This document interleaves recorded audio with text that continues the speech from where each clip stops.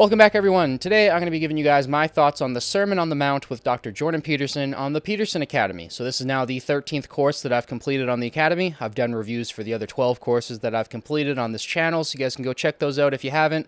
And I will be reviewing every single course on the Academy when I eventually finish them. I was working on Intro to Cosmology, but when this course was announced and it dropped, I think last Wednesday, I had to take it right away. I'm somebody who thinks that Jordan Peterson's doing his best work when he is talking about theology and religion.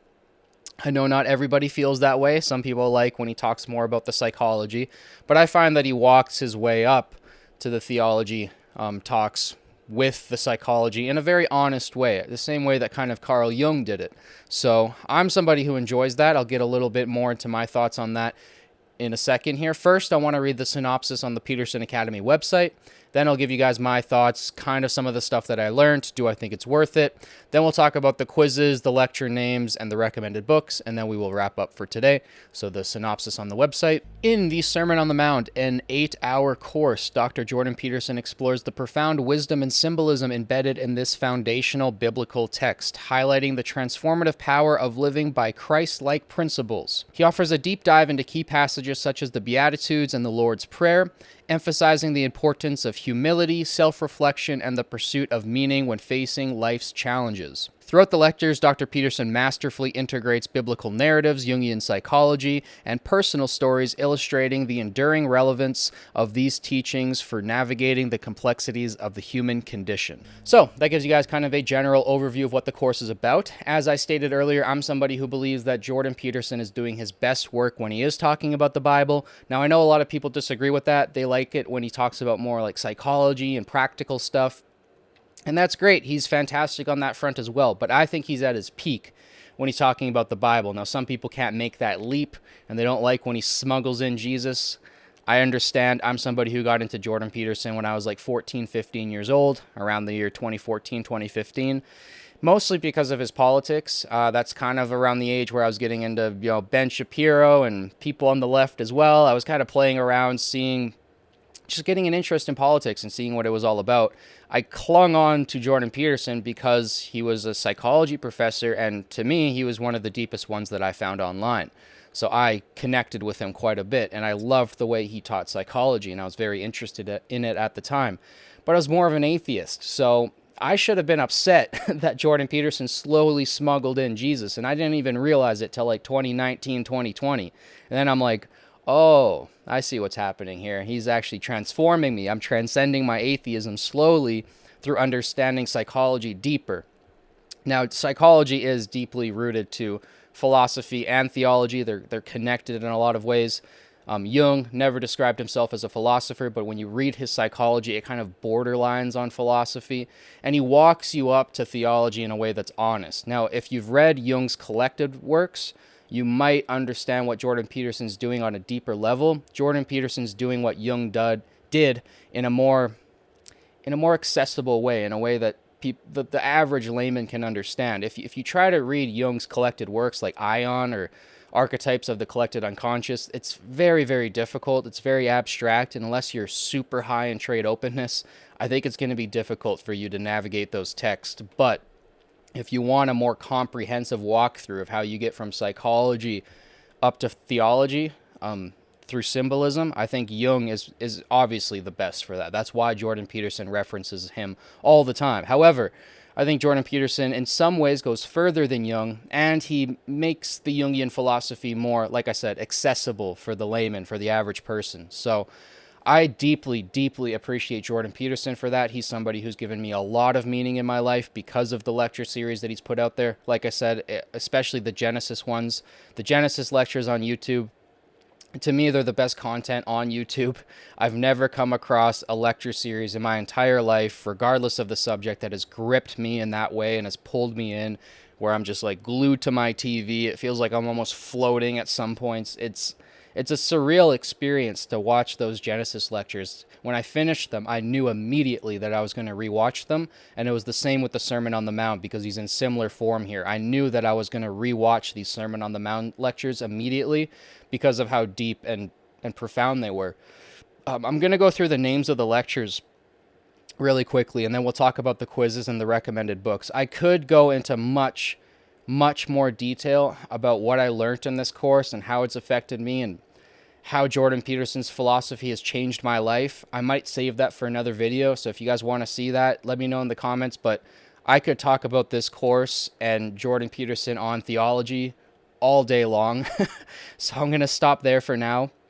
If I did do like an analysis of a course, this would be the course that I would choose. I don't know if I can do that because then I would be kind of exposing the content for free. So I'm going to save that until one day I eventually talk with Jordan Peterson and I can get the go-ahead on that. But I would love to do like a full analysis of this course and give further thoughts and further expand on this, because this is something that motivates me. It's kind of my pursuit now. I'm kind of following in his footsteps. If you guys have watched my recent videos on what is God and what is heaven and hell, I'm obviously approaching it from a much different perspective. But I am approaching these same subjects that Jordan Peterson is trying to wrestle with. So the names of the lectures are, the first one is Journey to Meaning. The second is Virtues of the Beatitudes. The third is Discipline and Freedom. The fourth is Courage and Goodwill. The fifth is Aligning with the Divine. The sixth is Aiming for the Highest Good. The seventh is Ask, See, Knock. And the eighth is Path to Resilience. So what I will say, and you guys could pause there if you guys wanted to read any of those summaries, but what I will say about the quizzes is that if there's any course, and I know I've said this before, but if there's any course on this academy that I could have taken the quizzes and probably gotten them all right without taking any of the lectures, it's this one, because I've watched everything from Jordan Peterson online and I'm deeply obsessed with his biblical lectures. So a lot of this stuff was almost common knowledge to me, and they are five questions per quiz now. It seems like that's just going to be the standard, which I'm kind of changing my tune on it a little bit. So I'm somebody who, I've already said that I kind of prefer the 10 questions. I really want to be challenged and quizzed on these quizzes. That doesn't make any sense, but you guys know what I'm saying. But I think that having only 5 questions puts less emphasis on like focusing on the lectures for what you need to know for the quiz, and more so just focusing on the lectures for what's in the lectures. So I think that there's a better balance there on, you're more so just focusing on the content of the lecture for the content rather than just trying to memorize things that you think might pop up later. I hope that makes some sense, but I think it was a good move now that I'm thinking about it a little bit more. And there are obviously 8 quizzes to go with the 8 lectures. And like I said, the quizzes were rather easy. I don't think that they're too much of a challenge. I think the main thing is to just pay attention to the lectures and probably rewatch them. I'm saying that I'm going to rewatch them mainly because this is something that interests me a lot. But I think specifically with the Sermon on the Mount, it's such a deep and layered topic that everybody might need to come back to these multiple times. And that rule might go for like all of these courses and lecture series, because they're so short and they're so tightly condensed. I think they will have a high rewatchability. They'll be highly rewatchable. That's what I'm trying to say. But yeah, what else did I want to touch on? The recommended books. So all 3 recommended books in this course I actually have read. The first one is Modern Man in Search of a Soul by Carl Jung. This is a great starting point if you guys want to get into Carl Jung. This, The Undiscovered Self, Man and His Symbols, Psychology of the Unconscious is another good place to start. The Red Book, you can start getting into that after that. I want to get into the Black Books or the collected works of Carl Jung until you've read kind of his mainstream literature. That kind of eases you into the waters. If you just jump right into the deep end, you're going to be struggling to swim, I think, unless you're super high in trade openness and all of Carl Jung's ideas just like instantly make sense to you, which they don't even for me. There's some Carl Jung ideas where I'm like, I really have to sit and think like, how did he get there? But anyways, we have The Kingdom of God is Within You by Leo Tolstoy. Tolstoy is like in the top 3 writers of all time. I put him right up there with Dostoevsky and Shakespeare. Like, if you're not reading Tolstoy, I don't know what you're doing with your life. He's he's fantastic in every sense of the word. So yeah, this is a fantastic recommendation from Tolstoy.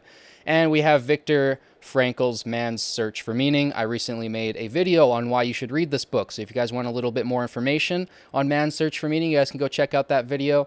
But yeah, Man's Search for Meaning, as I stated in my video, that it's one of the most essential books of all time. I'd put it in my top 50, top 25 of the most essential books that you need to read in your life. So Man's Search for Meaning is definitely a good recommendation. I don't think he goes over any of these book titles explicitly throughout the course, but they're all kind of implicitly implied. So what else do I want to say about this course? Man, I could talk about it forever. Like, this is one of those courses where I really could just go on rants about each lecture. The first lecture had me tear up towards the end. He tells a story. It's a story that he's told before, so I don't mind spoiling this part, but he talks about how I believe it was his dad or his father-in-law. I always get it confused. It's one of the two. I believe it's his father-in-law really came around his dying wife when she was passing away, and the way that he rallied behind her and became a rock for the family. He started tearing up telling that story, and I'm not telling it nearly as good as he does, but that one touched my heart too. And there was a couple moments throughout the first 3 or 4 lectures where he starts to tear up, and it makes the whole audience tear up. So I love that Jordan Peterson can bring that to a lecture series. It's great when a professor can make you laugh, and I do think Jordan Peterson should make a little bit more of an effort to slip some jokes in there, because I love when he does it. He's actually a really funny guy when he tries. But the fact that he can make you cry, the fact that he can evoke emotion like that from you is pretty special. I've never had a professor that's been able to do that before for me. So this is kind of the first guy that I've come across that's been able to make me tear up in watching his lectures. And I find that beautiful. I find that to be fantastic. It helps me connect to the lectures in a deeper way, giving those personal stories from his own life.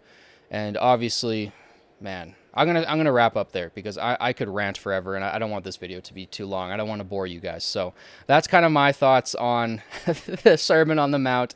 Do I think it's worth it? I think it's absolutely worth it. This is something that I'm gonna rewatch many times. I'm gonna teach this to my future children someday, and I'm so glad to have a course like this on the Academy. I think this is Jordan Peterson at his best. I know not everybody agrees with that, but I truly think that this is Jordan Peterson at his peak.